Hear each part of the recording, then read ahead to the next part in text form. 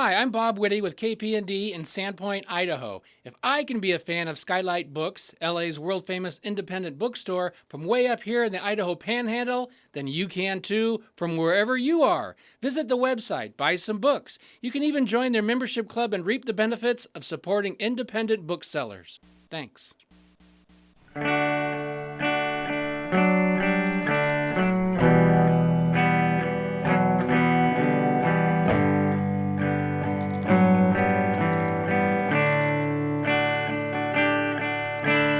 Meet me on the softer side. Meet me on the softer side. Softer side of your heart. Hi there, and welcome to the Skylight Books Author Reading Series. You can find out about this and all of our other author events at www.skylightbooks.com, where you can also browse our inventory as well as order books online. You can also follow us on Twitter or even be our friend at facebook.com. If you'd like to talk to a real person, we can be reached at 323-660-1175. And don't forget, Skylight Books depends on listeners like you to help support us. So whether you're in our neighborhood or browsing online, buy a book or two to help ensure that we'll be around for a long, long time. Thanks and enjoy. So it is actually a particular pleasure to get to introduce Antoine Wilson for his second novel, which, I don't know how much longer we'll be seeing hardcovers like this. And not only that this book comes out in hardcover, but it comes out up against every heavy hitter writer in this season you can think of because, of course, Antoine is himself now officially one of those heavy hitters. Yeah, all right, let's already applaud. Why not? And, I always like to try to embarrass the authors a little bit. So I looked up on Antoine's blog that the person he most admires is his wife, which just warms my heart so much. But I also saw that who he least admires are people who have good marketing. So I guess I'm probably not really supposed to encourage you to pick this book up tonight if we really, go with his wishes. But for those of you who haven't yet read it, I think the best compliment that can be given is that this is a narrator who is utterly charming and has genuine wisdom, and it's a narrator you really want to spend pages with. And I couldn't have been more impressed. So let's please give a warm round of applause to Antoine and some fantastic pants.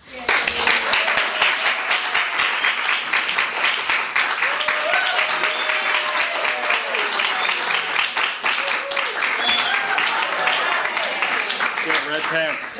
Wow. Hi, everybody. I think what I said was I don't like people who are always trying to sell you. Your book. No, not books. I'm selling books is okay. Selling you on some version of who they are, maybe. Maybe I didn't state it enough, but people who are always selling, not good. Hi, everybody. Hi. It's so nice to see you all. So I'm going to read for about 20 minutes, but maybe I'll tell you a little bit about what this book is all about first. Oppen Porter, the narrator of this book, is on his deathbed, or he believes he's on his deathbed, and he is basically recording onto cassette tapes everything he thinks his unborn son needs to know about being a man of the world. And the thing is, Oppen is a unique character. He's extremely naive. He will basically believe anything that you tell him until experience proves otherwise. And he grew up in a small town in Central California called Madera, and lived there until he was 27 years old with his father, sort of on the outskirts of town. And his father was a dissolute alcoholic, and Oppen, who was functionally illiterate, would just hop on his bike and go into town and do odd jobs. So after his father dies, and he buries his father in the backyard per his father's wishes, he has to come down and live with his aunt in Panorama City, which is a suburb out there in the San Fernando Valley. And he's got to move in with his Aunt Liz. And basically Aunt Liz's take on Oppen is that he needs to be mainstreamed. So she thinks he's a village idiot. And he thinks he's coming to the big city to become a man of the world. So most of what he talks about in those tapes to his son when he's 28 years old, lying on what he thinks is his deathbed, is the stuff that happened to him in the 40 days he spent in Panorama City with his aunt. And one of the things she does for him is get him a job at a fast food place, because that's what you do with people you think need to be mainstreamed. So I'm going to read a chapter right from the middle of the book called French Fry Man, and it's about 20 minutes long. And I'm trying to figure out if I can get rid of that one little feedbacky. You hear it? It's like sing, sing, sing, sing. No? Not bothering anybody? It's just me. All right, here we go. At work the next day, Francis and I were sitting at the table behind the fast food place watching the drive-thru. Roger always said this about the drive-thru. You wanted 3 cars in it at all times. If there was just 1 car, you should drag ass to let a line build up. If there were 4 cars, you better pick up the pace. It was the one thing of fucking value, his words, he'd ever learned from working in nightclubs. Francis was smoking. He always smoked during break. He was smoking and blinking behind his dark glasses. There was 1 car in the drive-thru. Francis took a drag and told me that this was the end of the line for him. He wasn't coming back the next day. He was done with the fast food place. He hadn't told Roger yet. He wasn't going to tell Roger. He wanted to shaft Roger. He made me promise not to tell Roger. He was telling me now, he said, because he wanted me to know that he'd enjoyed working with me, that in my own way I'd helped him stay on his path toward film school. I didn't understand how I'd helped him. I wasn't going to question it, though, and so I thanked him. Also, half the things that came out of his mouth made no sense to me. He was always quoting movies I hadn't seen. For example, he said to me, his words, "It's a strange world, isn't it?" And I said that, yes, it seemed strange, but that it was the only world we knew, so who could say? Of course, he wasn't really asking me. It turned out to be a line from a film. It was the last line from his favorite film. Then he asked me what my vision of an ideal world was. Once I was clear that this was not another line from a film, I answered. I hadn't ever really thought about it, or at least I didn't think I had, but when I opened my mouth, the words came out. In my ideal world, everyone knows everyone else. Bicycles and binoculars get the respect they deserve. There's no such thing as money. Thinkers have time to think.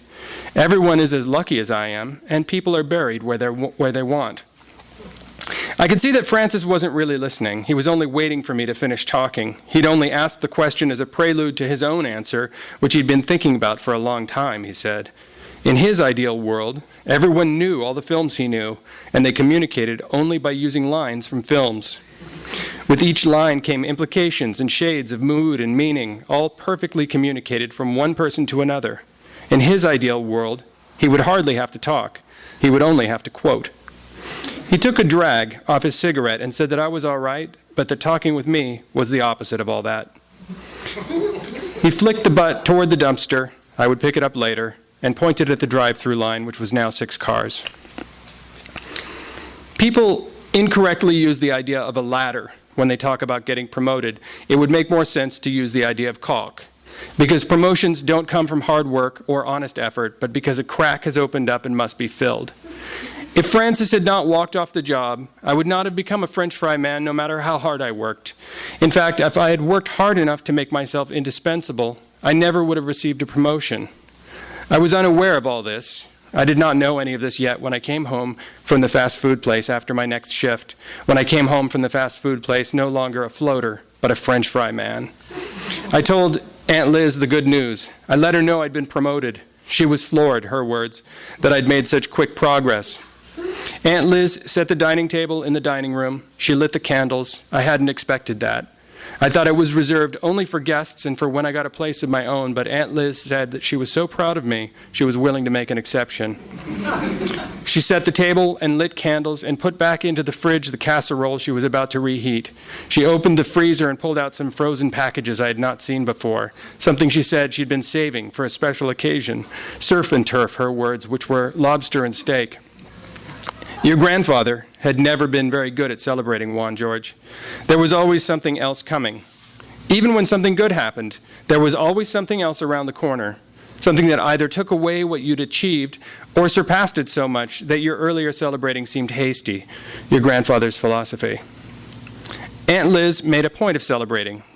She had taught herself, her words, she had decided years ago that if something good happened, she was going to stop and acknowledge it. Damn the torpedoes. This was while she was preparing dinner. The steaks were in the broiler and the lobster was in a pot. She had opened a bottle of bubbly wine. I drank ice water. She raised a glass to my success. I was pleased that she was pleased. We ate our surf and turf in the dining room on opposite sides of lit candles over a fancy tablecloth. She looked softer in that light. Her reddish-brown hair and reddish-brown lipstick didn't scream at you that they matched. Her hair didn't look as no-nonsense as usual. Her leopard print pants were below the table. Aunt Liz said that if we'd eaten like this every night, if we had lit candles every night, we wouldn't appreciate the specialness of the occasion. I wondered aloud, I still wonder this, how did people celebrate before electricity when candles were part of the normal routine? Aunt Liz said that I was well on my way to becoming a contributing member of society in Panorama City, and what was more, a respectable citizen with a sense of personal responsibility. People could look at me from across the street while I was waiting for the bus to come and could see that I was not some foreign substance mucking up the gears, but an essential cog in the smooth functioning of the city itself. I like the sound of that, essential cog. That night, I celebrated wholeheartedly with Aunt Liz, without reservation, without questioning the nature of promotions, and without second-guessing. I had the feeling, I don't know how to describe it, the feeling of everything coming together in harmony. It's difficult to imagine now how I could have felt like that. We were celebrating a fluke. And yet, what remained with me was not the unsound reason for our celebration, but the warm feeling of sharing a happy moment with Aunt Liz, however brief. Brief, because Aunt Liz had a dark magnet inside her. When she'd finished half of her food and a second glass of bubbly, she turned the subject to my father, her brother, your grandfather. She smiled. She was still smiling over my promotion. She smiled and asked me to imagine if only my father had gotten me started earlier with something like the fast food place. Imagine where I'd be today, considering how quickly I'd gotten my first promotion. Imagine where I'd be if my father, her brother, your grandfather, hadn't been so laissez-faire, her words, in raising me or failing to raise me. The smile was still on her face, only now she was working to hold it up. She was trying with her face to hide the fact that she'd talked herself into the same corner she was always talking herself into. Your father, she said to me, your father was a good man. She told me about how he'd been in his youth, how energetic he'd been, how nobody could ever seem to keep up with his zest for life, how when he was an infant in his stroller he would whistle like an adult, how he always wanted everyone to stay up late and wake up early with him, how he had always taken life by the horns. If life was a bull, he took it by the horns and flipped it onto its back, her words. But by the time I came along, he had already been destroyed by that woman, my mother. Aunt Liz told me that my mother had been trying to destroy herself her entire life, and for some reason my father thought he could prevent her from doing it. Then she succeeded in destroying herself, which destroyed him. She sacrificed herself to ruin him, Aunt Liz's words, which was why I grew up in Madeira, doing nothing but riding my bicycle around, comporting myself like a village idiot. It was because my father, who had been a fount of energy in his youth, had been drawn into the spider's web and lay there stuck, unmoving for the rest of his life, rendered passive and impassive by that woman who left us when we needed her most. At this point, Aunt Liz wasn't trying to hold back. She wasn't trying to find her way out of the corner she'd talked herself into. She said instead that she was afraid, frankly, her word, frankly, she was afraid that I was in turn going to destroy her. That half of my nature came from my mother, that her destructive disposition was in me somewhere, and that my promotion had raised such hopes in her she couldn't help but fear she was being drawn into some kind of trap, like my father, your grandfather, her brother, had been when his hopes were raised about turning that remote piece of land into a vineyard. Your father never should have died, she said. I'm the older one, she said. I should have died, not him. But your mother killed him, she said. She killed him, and she kept killing him long after she was gone. My promotion had raised hopes in me too, Juan George. As I mentioned, I had not yet learned the nature of promotions. Paul Renfro had not yet illuminated for me how these things happened in the so-called real world, what these things really meant. And so in those sweet first hours at my new post, I immersed myself completely in the thrill of the promotion, the sizzle of frozen fries sinking into hot oil, the fact that I'd become an active participant in food preparation. Not to mention that from the catbird seat location of the French fry hopper, I could watch Ho and others working the front counter, and I could see all the way past Roger's tiny office to the freezers containing the giant bags of French fries and all the frozen dirt and grime that came off the trucks every week, and beyond that to the giant dishwasher where Harold, the new floater, who arrived at work in a special van, who was brought to work every morning by some kind of counselor, was standing with a finger in his nose or ear or mouth as if the tip of his finger would come off if it was exposed to open air. It seemed, for the first day, ideal. But on the second day, the second time I came into work and set myself up at the fryer, I felt something else creeping in. It was the feeling of opening your lunch to find the same thing that was there yesterday. I couldn't quite understand it. I'd moved up in the world, as they say. I should have been grateful, and instead I found myself watching Harold, watching the new floater, roaming the restaurant, doing all his variety of jobs, doing none of them very well, and I realized that I missed already being the floater. I missed not knowing what my job was going to be from day to day. I felt chained to the fryer. I tried passing the time by making up tunes. I made up tunes and whistled them, or I didn't really get a chance to make up tunes. I was still feeling my way around the notes when Roger told me to shut the fuck up. He couldn't concentrate on whatever he was concentrating on in his office with me making that spooky racket, his words. With great freedom comes great responsibility, someone said once. Well, it doesn't work the other way around. It was a low moment. But low moments are more valuable than high moments because when you reach a high moment, you just want it to go on forever, which is impossible. Whereas when you reach a low moment, you look everywhere for a way out, and so things present themselves that you might not have noticed otherwise. I had just lifted the fry basket out of the hot oil and secured it to the rack so that the grease could drain before the fries got dumped into the trough under the heat lamp. I had just done that, and I saw, lying atop all the other fries, a single fry, normal in color and texture and width, but exceptionally long. I'd possibly seen one before. They occurred every 100 fries or so, but not before, having been in a low moment, had I recognized. Not until Roger Macarona told me to shut the fuck up had I recognized its potential. I set aside the abnormally long fry, and from that moment on, I made a point of setting aside every abnormally long fry. I pushed them to the edge of the trough until I had enough to fill one of our cardboard fry cartons, at which point I shifted my attention to the counter to determine the recipient. I could pick whatever customer I wanted. It was liberating. I was no longer bound by my job description, which is an example of the thinking man's way to empowerment, Paul Renfro's words. First, I picked the most interesting person of the day. He had no hair. He had shaved his head, and instead of regular clothes, he wore an orange sheet like a toga. He had running shoes on and a big white plastic digital watch. I wanted to reward him for being interesting by giving him what were, in my opinion, the most interesting fries, but for some reason, he didn't notice his interesting fries. Maybe he had so many interesting things going on in his life already that interesting fries didn't make much of an impact. After some deliberation, I decided to bestow the fries on the meekest customer of the day.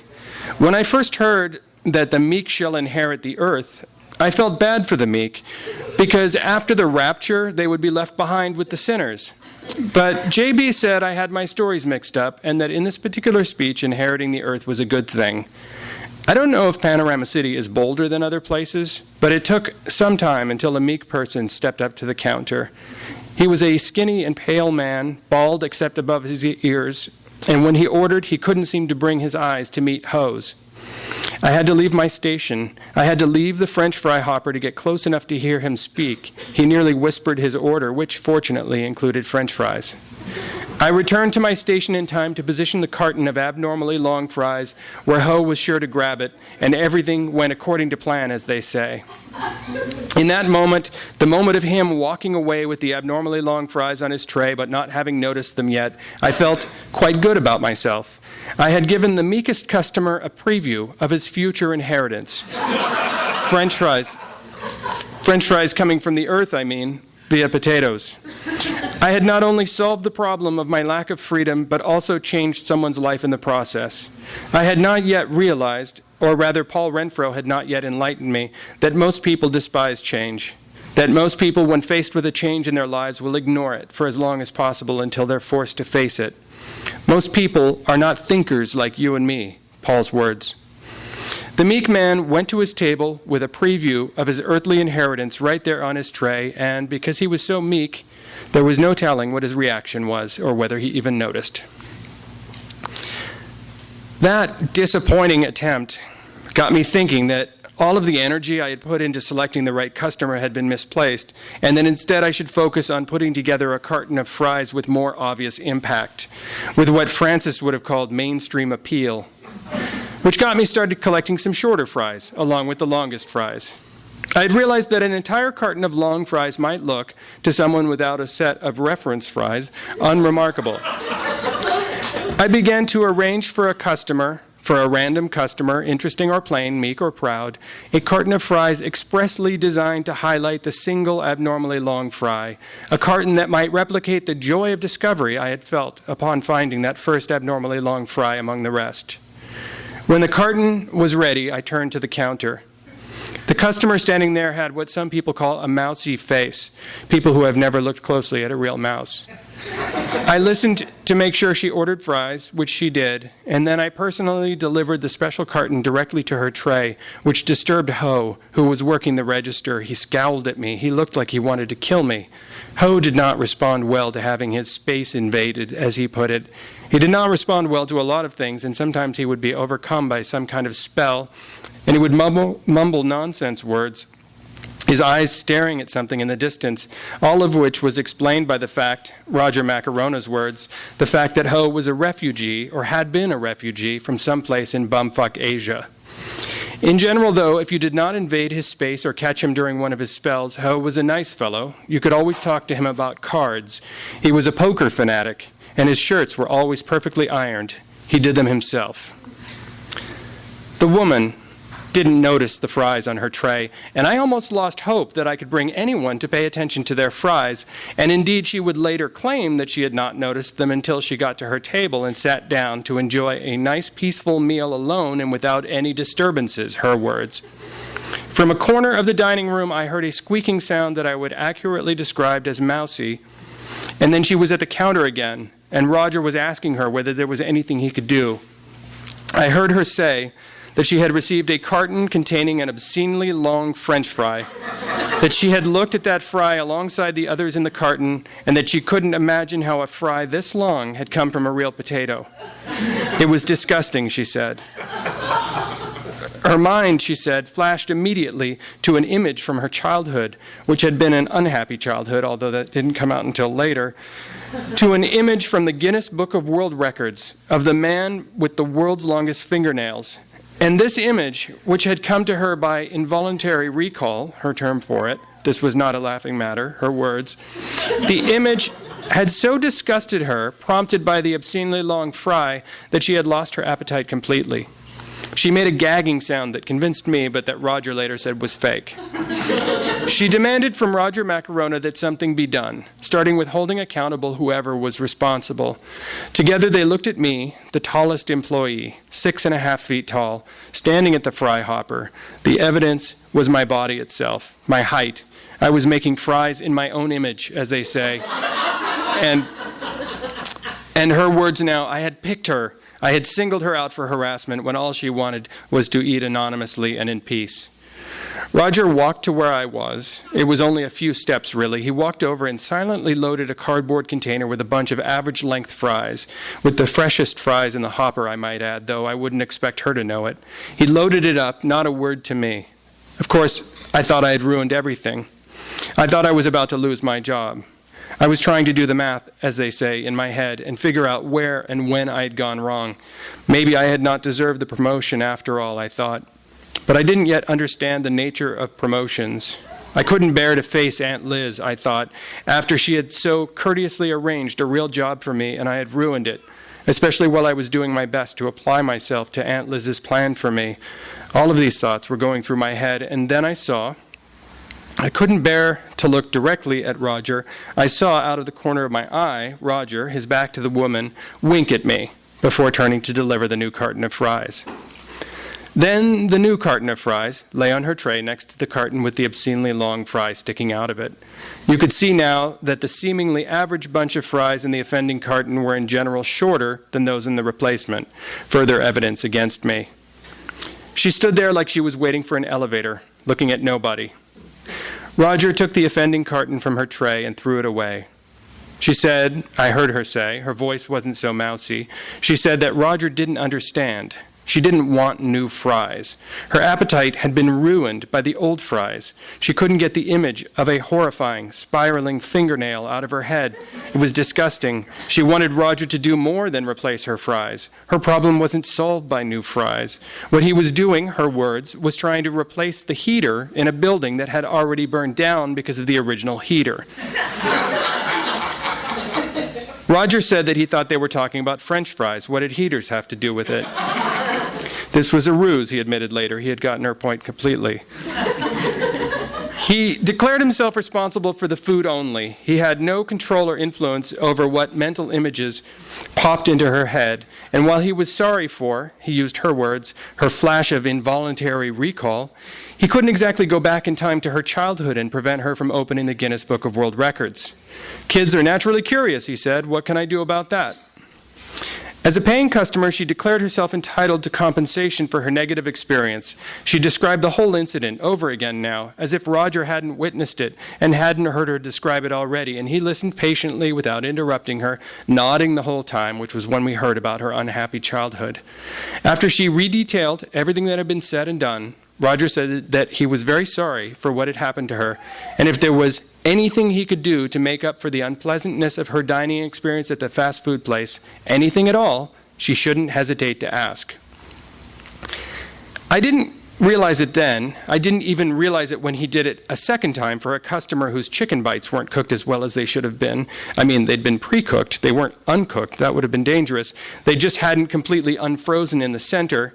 And Roger had done the same thing. He had offered to do anything at all to make it better. Even then, I hadn't understood. Roger had to explain it to me. He asked whether I'd noticed that nobody ever took him up on his offer to do anything at all for them. If he had offered coupons or vouchers or a refund, to his words, they would have snatched them up. That's what customers did. They wanted to hold on to their money. It was their nature. But by asking them whether there was anything at all he could do for them, he was in fact offering them nothing. He was telling them that if they wanted something, they would have to ask for it. And if they had to ask for it, Roger's thinking, they would have to give up what Roger called the moral high ground, which customers cherished even more than money. If they managed to ask in a roundabout way, Roger explained, using words like compensation or recourse, he waited for them to ask directly for money or coupons, but they never did. The woman never got past the word compensation. She huffed and puffed and left without even taking her food to go, vowing never to return to the fast food place in as loud a voice as she could muster, to which Roger replied in a calm and soothing near whisper, so that everyone in the restaurant had to quiet down to hear him, which they did, that she could make whatever dining choices she liked, that this was America, that she was free to go, and that he was sorry she was having a bad day. Once she was gone, he shrugged his shoulders and apologized to the other customers for the commotion, as if to say she was unbalanced and overreacting and we were all better off without her, or at least that's what it looked like to me. I had seen that look before. I didn't like it.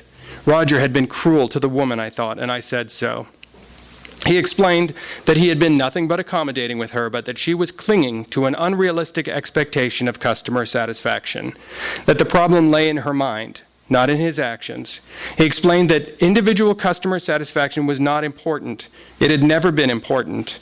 That the emphasis on individual customer satisfaction was only a strategy, a business strategy, a means to an end, and that it had become shop-worn. Customers had begun taking advantage of it, which was damaging the business ecosystem, like picnickers feeding the bears. I told Roger that I'd only wanted to brighten the woman's day with the same wonderful feeling of discovery I had experienced upon recognizing a very long French fry sitting atop a pile of otherwise normal fries. I'd only wanted to provide a unique and exceptional dining experience. I hadn't meant to cause any trouble or hurt any feelings. Roger shook his head at that. He said I hadn't caused any trouble at all. What I had done was root out someone who was trying to take advantage of the fast food place. I had eradicated vermin, his words. I had done a very good thing. But from now on, I should maintain a consistent variety of fries in each carton, because people had certain expectations when they dined at the fast food place, expectations that should be met, not exceeded or fucked with in any way. And consistency was the hallmark of the fast food place, Roger's words. It trumped quality every time. Even though Roger said I had done a good thing, I can't help but be haunted by the image of the spiraling fingernail. Thank you.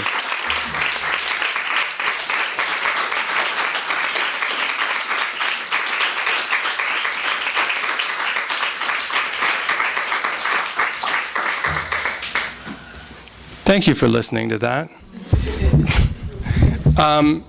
I'm happy to take any questions from you guys about the book or the process or anything along those lines, or nothing. We can all just stand up and mill about and talk, and I'll be happy to sign books. Well, I have. Oh, okay. Oh, Q&A time. Yeah, Q&A time. The narrator is so distinctive. How did you find the voice? Well, I wanted to do something that was oral.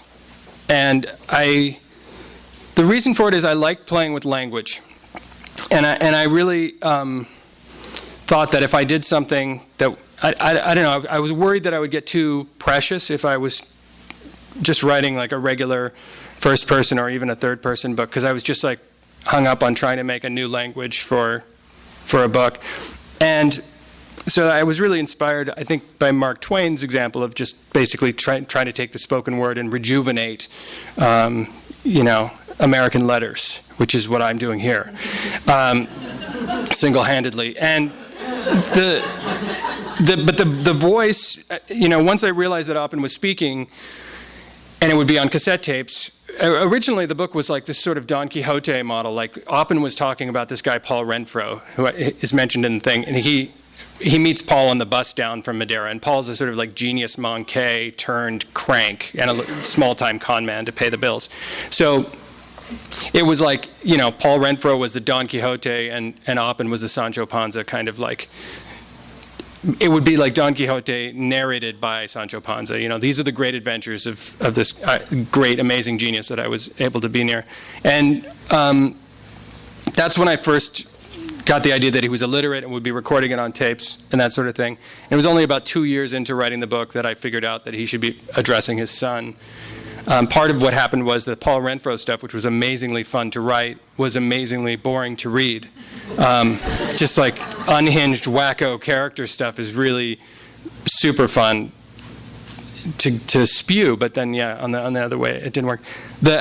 And then in terms of the actual like way that the repetitions come in and the little cues, Thomas Bernhard is this crazy Austrian novelist, now dead, full of bile. So he has these incredible monologue books that are not necessarily spoken, but they do these sort of circular thought things, and there's a lot of musicality and repetition. And so I probably removed the bile and the Austrian and all that stuff, and lifted some of Bernhard's rhythms to create a simulation of a spoken voice. Because if you want to know what a real spoken voice looks like, you should look at Andy Warhol's novel, A Novel, which is just a transcript of, they've just recorded themselves walking around New York City. It's just amazingly unreadable. So it's all about creating a simulation. Yes. Did you do any of the writing by recording? No. I thought about it. Yeah, I was. Yeah. I thought of one thing I thought about it. You got to understand, writing a novel makes people insane, or at least it does me. And so. future writer.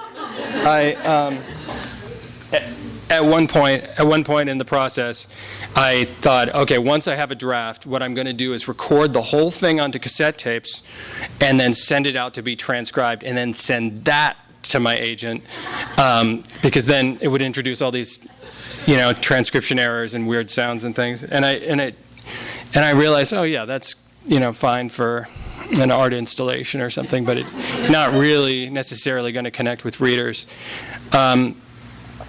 I did listen to the whole, I put it on, I got a Kindle a few years ago. Boo. And I put the whole thing, I was using it to not print out manuscripts all the time, so I could review. And I was driving to a David Hewlin event here, and I was stuck in traffic for like an hour and a half. And so I had my thing in the Kindle, and I discovered that it would read to me.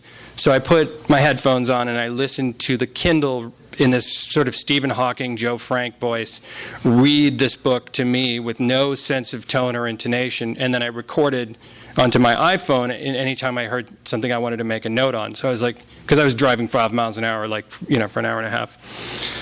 So that was the only time I really had the experience of hearing it orally. Orally. They're both pronounced orally, I guess. Hourly. It's like cock. I just said cock in here, and I was like, I bet cock. I don't want you guys to think that promotions have to do with cock. Maybe they do. I mean, I don't know. I've never been really promoted. Come to think of it, from paperback to hardcover, that was it. Yeah. Antoine, when you were trying to figure out the voice of a illiterate character, did you experiment with how articulate he was in his spoken language? Yeah. To kind of push out against that and find okay, well, this is too it felt too extreme, and you pulled it back to being like basically his vocabulary and things feeling. Yeah, he's got a pretty good vocabulary he has a decent vocabulary for an illiterate god. Yeah, he talks about how he can sort of solve one word at a time, but can't remember the previous word. Well, he says the machinery is not there. So he's got a learning disorder that prevents him from being literate, basically, or at least he thinks it does. One thing that he's really good at, his father says in the book that he's got the gift of gab, and so that was sort of my little talisman along the way. I was to give myself permission to let him use all different kinds of language. Usually when his language gets a bit higher register, it's quoting somebody, and he quotes everybody verbatim all the time. And he mentions early in the book, I can't remember what the word is right now, but he mentions a certain word, and he says, but of course I wouldn't have used that word then. I hadn't yet learned that word from Paul Renfro. So he spends a fair amount of time with Paul Renfro, who's a highly intelligent but broken human being. So he absorbs a lot through the ear. Yes? So you've been on a book tour. What color are your pants? And do colored pants help you read? What color are my pants right now? Yeah, what would you call that? The technical name is fire. I would call them red. Liar, liar. Yeah, right. I didn't even get that. Liar, liar, pants on fire. Wow, I am a slow absorber. Big time. This is just me, basically, except I read. And I'm shorter by 6 inches. Yeah, on the tag it said fire. So they're red. What red pants don't necessarily, colored pants don't necessarily help me with reading and stuff. But about, maybe 5 years ago now, there was this whole thing going on with jeans, and these expensive designer jeans had made their way from women to their husbands that they were buying the jeans for.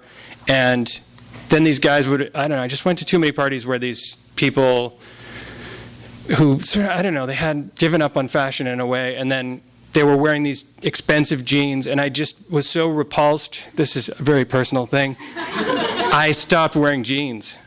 And then I was like, well, I'm not going to wear khakis, because I already did that. And this just doesn't make any sense. But so then I started with some Nantucket reds, which are sort of pink, and I didn't really know anything about that whole preppy thing, because we live over here. And then they were just like Antoine's pink pants, or like, why are you wearing? And so then, I don't know, I just started wearing other colored pants. And it makes me happy to be able to express my. It's not even a self-expression thing. It's just like men's fashion is so boring, and I'm not like super out of the box, but colored pants. I don't know what to say. I just like the world needs more color. That's like the longest response I've given on any question. That's how intensely superficial I am. I got this gentleman in the rear. Another question about the pants. Button fly. What you're working on now, or have you started working on a new novel? Yeah, I started working on a new novel. This publication process actually was really stressful, and so I wasn't able to get fully going on something new. And I tried to write, as usual, something about my father, which I always try to do when I'm done with the novel, and then I always have to put it away because I'm not ready. Then I try to write a play, which is a really great experience if you work in a genre. And like I'm, writing novels, I always feel like when I sit down to write something, I just know absolutely nothing about novel writing. Like you just feel like an idiot like every day when you sit down to write, especially if you're beginning something. At least that's the way I feel. So, but it's handy to try to write something outside your genre. Because then you realize you really know nothing about that. So I tried to write a play, and I was like, it made me feel good about being a fiction writer. And then, yes, 2 days before this came out, finally, there was this I'd given up on what I had been trying to do this year, sort of, and a word was shuttling around in my head and sort of like flipped and connected itself to another word. And in the shower 2 days before, I was like, bam, that's what I'm working on next. And I'm very sorry, I can't tell you what it is. Isn't that a bummer? Yes. Is that how, is that the process that was involved? Like how, okay, let me back up and start over. Your first novel, The Interloper. Yeah. How and if, in what way did that inform this novel? The Interloper was a novel about a man with a plan. And this is a novel about a man with no plan. So in a lot of ways, this book is, a reaction to it, to that, in that respect. The Interloper started as an idea. I mean, I had this idea of like, how could you try to extract revenge from a murderer by, trying to seduce him with this fictional woman. Like it was Owen's cockamamie scheme led me into that book, and then I made it. I sort of layered it with young married life and a few other things, So that book started with a real core nut at the middle of it. And this book, as I said, it started with sort of like my admiration of Don Quixote, my desire to write something that ended well instead of ended with, not only somebody shooting somebody, but shooting the person he didn't intend to shoot. So the process of this was write 30 pages and realize that's not right, and then start over and get up to 80 pages, and then, that's not right, and then 100, and then a new start over with about 130. So I started over, I think, 4 times on like real substantial drafts, which the nice thing about it is it creates a layered, textured thing. Like the novel has been uploaded in my head by having to write it a bunch of times. The bad thing about it is that each time I'm writing one of those drafts, I think I'm writing the real book. And so giving up on it is really depressing. So it's a terrible process, but I like the result. So I'm kind of worried that it's my process. I'm hoping that there's another way to do this for me. But so far, that's the only way I can sort of put the novel into my head so that it can get that sort of internal reference where characters can sort of offhandedly or in the middle of a sentence talk about something or another character that makes it feel compressed or real. Yeah. Yes? Well, we were talking about geography before and how people were saying that, it's a California novel, and you said sort of maybe that it could be anywhere. But it's called Panorama City. So can you talk about the geography of the book and the place of the book and how that sort of informed or helped?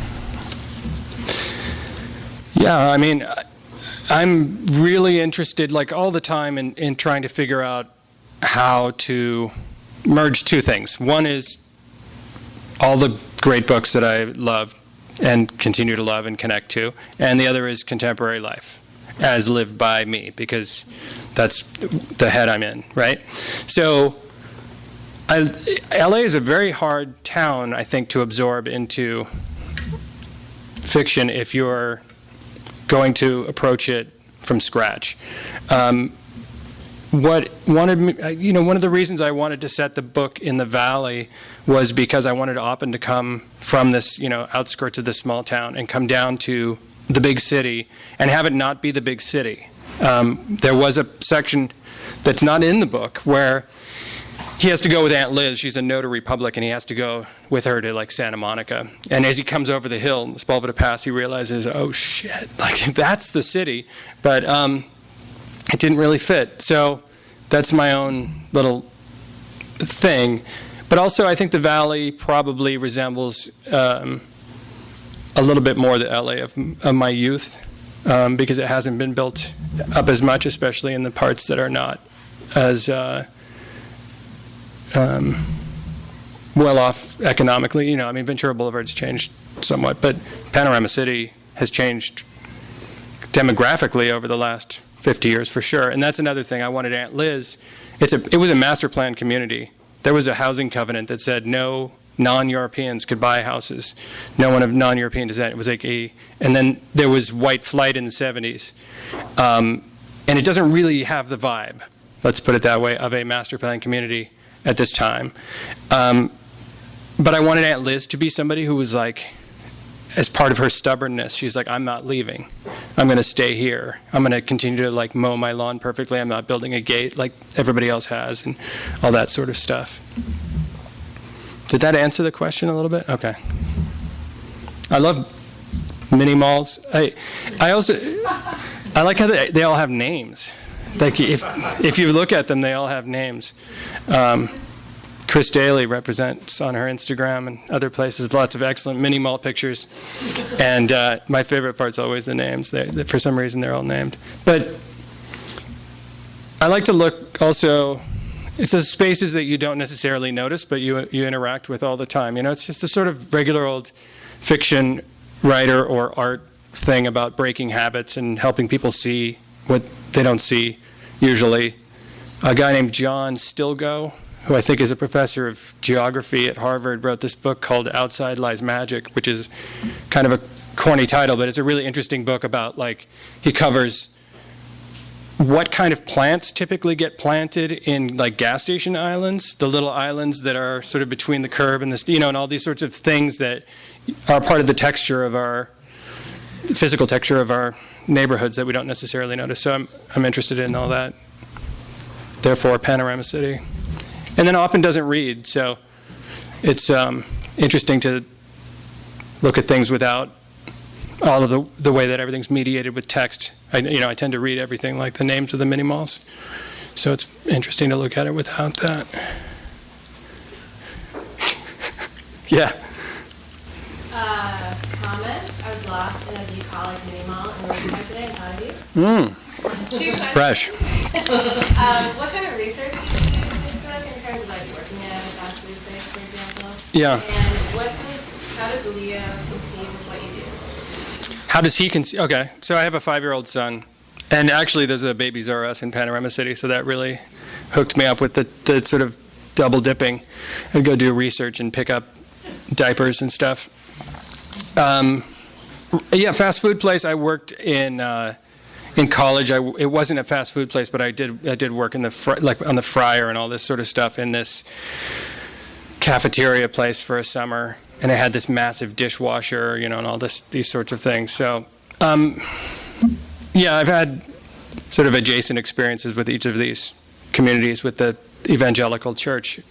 Also, I wasn't at an evangelical church, but certain groups in college, and then I was also in Catholic school when I was a kid. So, these things fold in, these things become part of your thought process, and you wonder, you do wonder, the meek are going to inherit the earth, but what about the rapture? So, I don't know, that's something I still wonder. I don't understand it.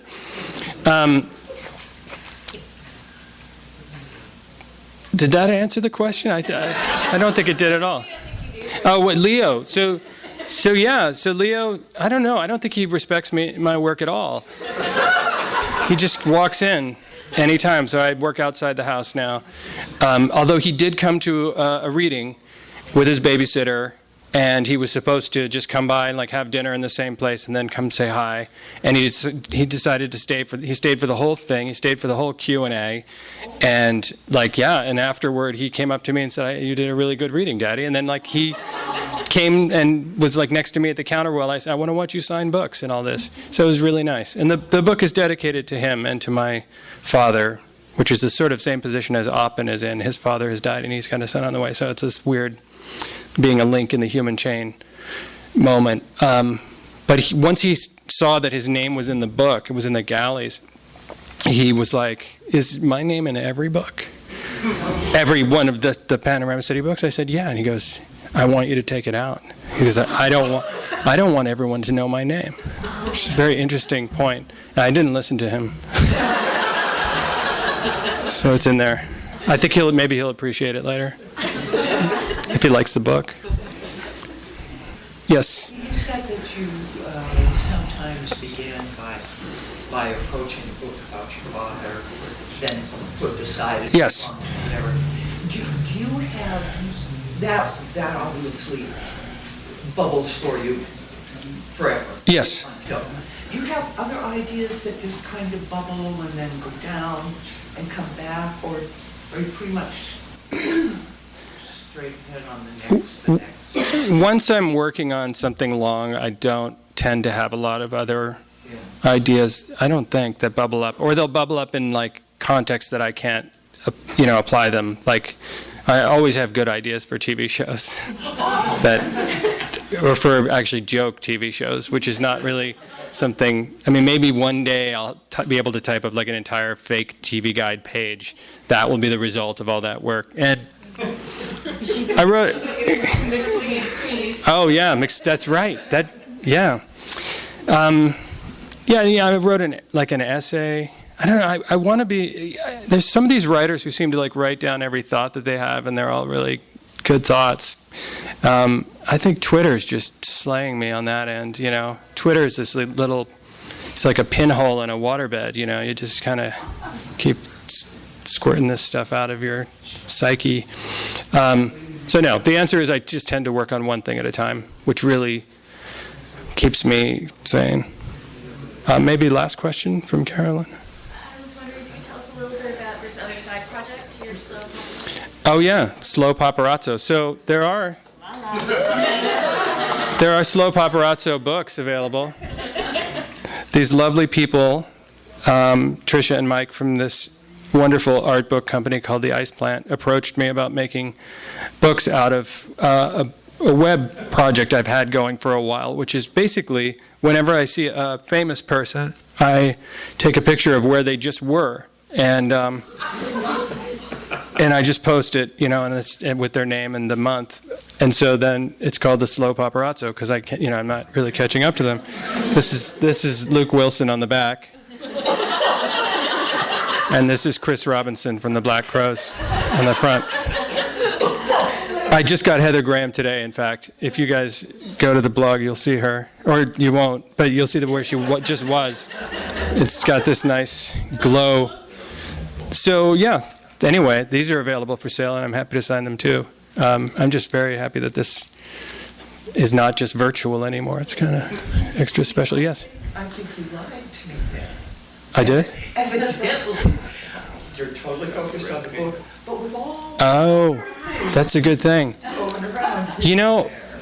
I think what I lack is self-awareness. Maybe the red pants are a way for me to signal to others that I lack self-awareness, so that they know. I think that's it. Yeah. Maybe I should create a special piece of toilet paper that's always stuck to my underside of my foot so people know that I don't know. All right. Thank you all for coming.